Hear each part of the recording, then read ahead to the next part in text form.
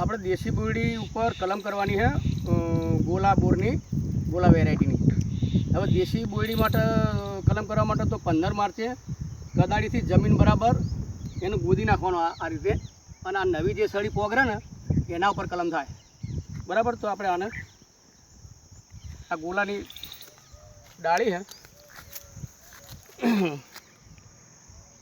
આ રીતે બધા પાન કાપી આ ગોલા બોરની ડાળી છે।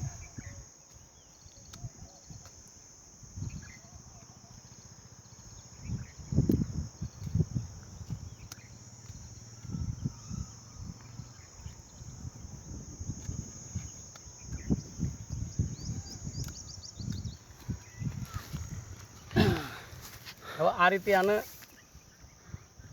અહીંથી કટિંગ કરી દેવાનું, આપણે એક જ કરવાની છે એટલે આ એક આપી દેવાનો। આ બધો પાન બધો છાલ ઉખડાની રીતે બધો સાફ કરી દેવાનો।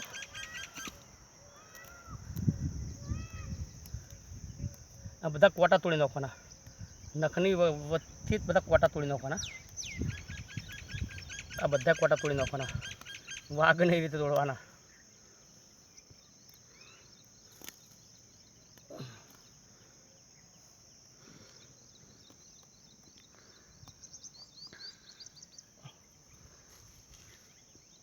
હવે આ રીતે આ વાંક દાખલે જલ્દી ફૂટે એવી તો આ ઓમળાના બોયડીમાં શું છે કે ચોંબડી ઉખેડતા હતા ઓમળા માટે, પણ આને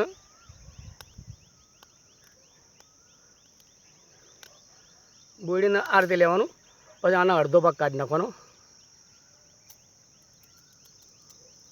અરે ભાગ કાઢી નાખ્યો। હવે આ આ આ એ રીતે ખોલવાની કે આ બગડે નહીં, આ રીતે ખોલી નાખવાની। હવે આપણે અહીં લગાવવાની છે।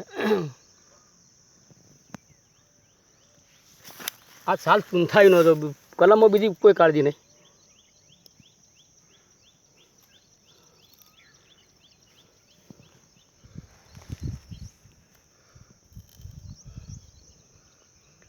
આમથી લે લાવા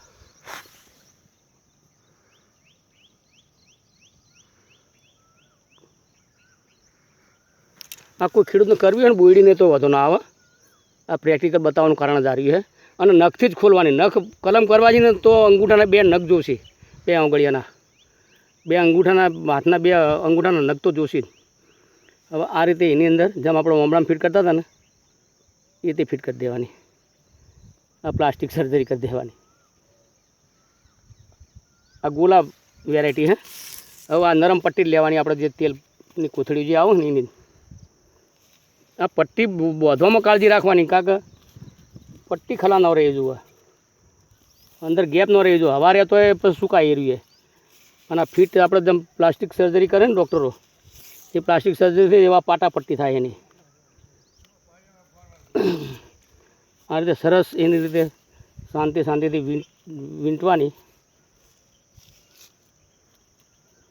હવે આને શું હમણાંનો ગળી આની આંખ ખુલ્લી રાખવી પડે આ રીતે।